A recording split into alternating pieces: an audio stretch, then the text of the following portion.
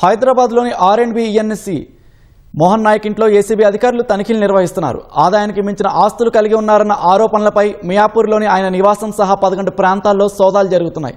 తాజా వివరాలు మా ప్రతినిధి శ్రీనివాస్ ప్రత్యక్ష ప్రసారం ద్వారా అందిస్తారు.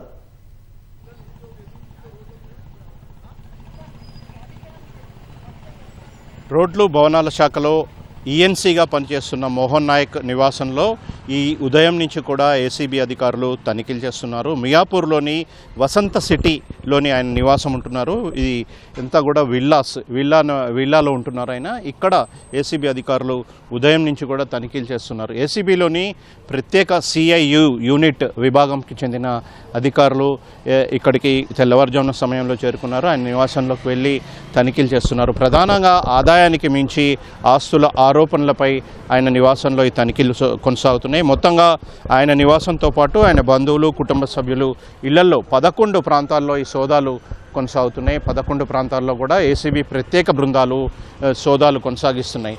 అయితే ఆయనపై ఆదాయానికి మించిన ఆస్తుల అభియోగాలు ఉన్నాయి. అదేవిధంగా కాంట్రాక్టులకు సంబంధించి ఆయన తన స్నేహితులు, ఇతర కుటుంబ సభ్యులకు కాంట్రాక్టులు అప్పగించినట్లు కూడా అభియోగాలు ఉన్నాయి. ఈ మేరకు ఆయనపై ఏసీబీ అధికారులు ముందుగా ఒక కేసు నమోదు చేశారు. కేసు నమోదు చేసిన తర్వాత అన్ని అనుమతులు తీసుకున్న తర్వాత ఆయన నివాసంలో ఈ సోదాలు కొనసాగిస్తున్నారు. ఉదయం నుంచి కూడా తెల్లవారుజాము నుంచి ప్రత్యేక బృందాలు మొత్తంగా హైదరాబాద్ మియాపూర్తో పాటు మరికొన్ని చోట్ల మొత్తంగా 11 చోట్ల ఈ సోదాలు కొనసాగుతున్నాయి. ఏసీబీ ప్రత్యేక బృందాలుగా విడిపోయిన అధికారులందరూ కూడా అధికారులు, సిబ్బంది అంతా కలిసి కూడా ఈ సోదాలు కొనసాగిస్తున్నారు. మరింత సమయం పట్టే అవకాశం ఉంది. సోదాలు పూర్తయిన తర్వాత పూర్తి సమాచారం వెల్లడిస్తామని ఏసీబీ అధికారులు తెలిపారు.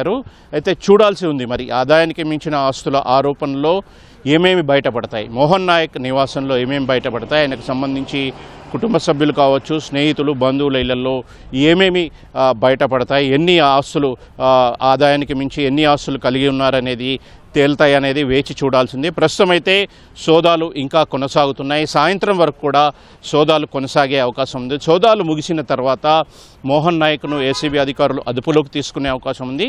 అదుపులోకి తీసుకుని అరెస్ట్ చేసి ఇక్కడి నుంచి తరలించి న్యాయస్థానంలో హాజరుపరిచే అవకాశం ఉంది.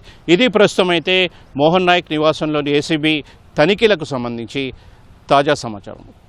Over to you.